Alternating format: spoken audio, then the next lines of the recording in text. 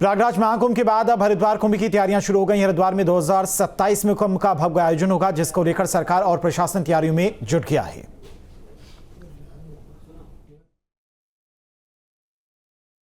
प्रयागराज के बाद हरिद्वार की बारी है। हरिद्वार में 2027 में अर्धकुंभ होने जा रहा है और अब अर्धकुंभ भी पूर्ण कुंभ की तरह आयोजित होते हैं। आस्था का सैलाब उमड़ता है। तो हमारे यहाँ शहरी विकास मंत्री जी हैं। शहरी विकास मंत्री की एक जिम्मेदारी होती है जहाँ जहाँ कुंभ होते हैं उनसे बात करते हैं कि उनकी तैयारी किस तरह की है। प्रेमचंद जी, अभी 27 बहुत दूर तो नहीं है और दिन तारीख लोग कहते हैं कि तारीख रखी और आ गई, तो क्या कर रहे हैं हम? देखिए, सबसे पहले तो मैं आपको बता दूं कि अब हम इसे अर्ध कुंभ नहीं कहेंगे, अब इसको कुंभ ही कहेंगे। और 2027 में हरिद्वार में होना है। और जैसा आपको मैं जानकारी भी दे रहा हूं कि अभी मैं प्रयागराज गया था। वहाँ के मेलाधिकारी, वहाँ के कमिश्नर और अन्य अधिकारियों के साथ मेरा बैठना हुआ था। यहाँ से भी हमारे अधिकारीगण गए थे, हमारे कुछ जनप्रतिनिधि लोग गए थे।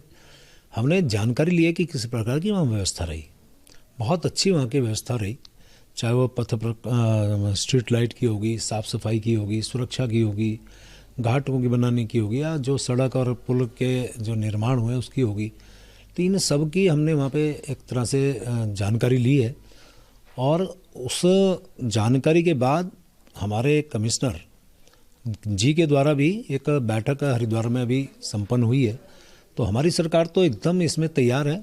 और चूँकि जैसा आपने कहा कि तिथि तुरंत आती है, तो हम लोगों की पहले से तैयारी शुरू है। माननीय मुख्यमंत्री जी भी इसके बारे में चर्चा कर चुके हैं। हालांकि एक बार मेरी उनसे व्यक्तिगत तौर से भी बातचीत हुई थी अभी सत्र के दौरान। तो बहुत जल्द एक बार बड़ी बैठक मैं भी लेने वाला हूँ और हम तैयारी करेंगे अच्छी। हमारे यहाँ भी कुंभ अच्छी तरह से संपन्न हो, व्यवस्थित हो, इसकी हम तैयारी अभी से हमने शुरू की है। जैसे ऋषिकेश और हरिद्वार बहुत मतलब मुख्य केंद्र होते हैं, तो वहाँ और किस तरह के क्या घाट बढ़ाए जाने की आवश्यकता है? कोई आपने सरसरी तौर पर देखा हो, इंफ्रास्ट्रक्चर किस तरह का खड़ा किए जाने की एक आवश्यकता महसूस हो रही है?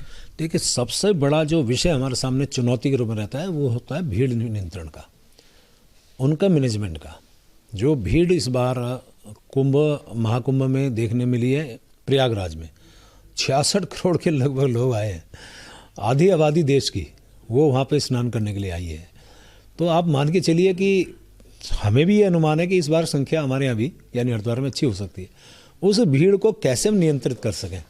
घाट तो स्वाभाविक रूप से बढ़ेंगे, अन्य व्यवस्थाएं भी होंगी, पुल के निर्माण भी होंगे, और जो पेयजल है, शौचालय हैं, टॉयलेट्स हैं, इन सब का तो होगा। लेकिन हमें भीड़ कैसे उसको नियंत्रित करके, जो बाहर से आने वाले लोग हैं, हमारे यहाँ तो हर दिशा से आने वाले लोग हैं।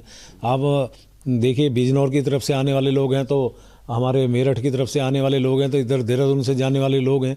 तो अनेकों रास्ते हैं। उन रास्तों को कैसे वहाँ पे भीड़ को हम रोक सकें या उनको कैसे हम आगे किस माध्यम से उनको पहुँचा सकें, ये सारी बातों पे हम लोग का हमारा फोकस होगा।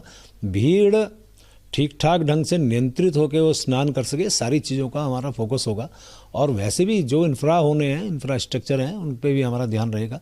और स्वाभाविक रूप से माननीय मुख्यमंत्री जी के मार्गदर्शन में एक अच्छा कुंभ हम लोग करेंगे, ये मेरा विश्वास है। आपके सामने डबल चुनौती होगी, विधानसभा चुनाव भी होंगे और कुंभ भी। नहीं, हाँ, देखिए, ये बात ठीक है, डबल चुनौती होगी, लेकिन हमने जब अभी से तैयारी कुंभ की शुरू कर दी है तो मान के चलिए हमें तो कोई दिक्कत नहीं आएगी।